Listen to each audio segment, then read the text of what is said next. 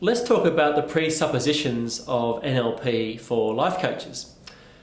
If NLP is considered an attitude, then the presuppositions of NLP are the attitude about the attitude. Confused? Well, that's right, you are. Remember that through confusion always precedes understanding, something you'll learn more about in the stages of competence later.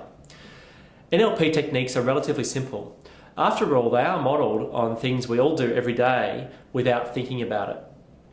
However, if you want to actively use these techniques with volition, you'll have to develop a more complex and detailed understanding about which tools are suitable for which application and how to use them with skill.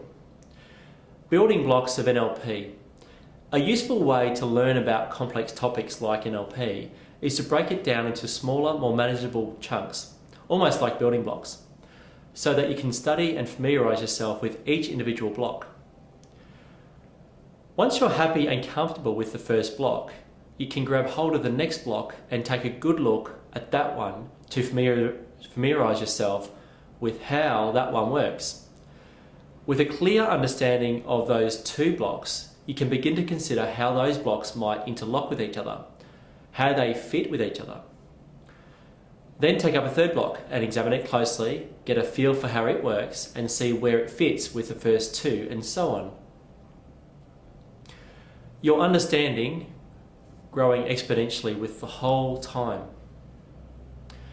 Understanding the presuppositions of NLP means that you first have to understand the first block in place, and once you do that, you're well on your way to understanding the big picture of NLP, and the very fact that you have a structured learning strategy means that you can learn quickly and easily. Okay, so let's examine the very first building block to really understand how it looks and feels. The first block is one of the most important because it forms part of the foundation upon which everything that follows is built. Let's take a look at the presuppositions upon which NLP is based.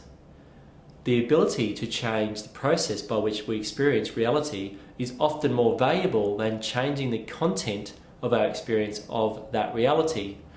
The meaning of communication is the response you get.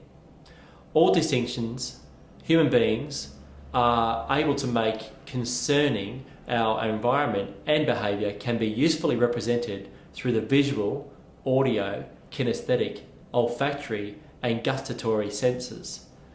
The resources an individual needs in order to effect a change are already within them. The map is not the territory.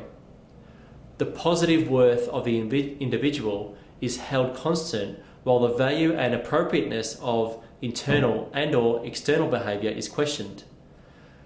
There is a positive intention motivating every behaviour and a context in which every behaviour has value. Feedback versus failure. All results and behaviours are achievements, whether they are desired outcomes for a given task or context or not. Don't worry if some or even all of these are confusing. That's okay, as confusion always precedes understanding, remember?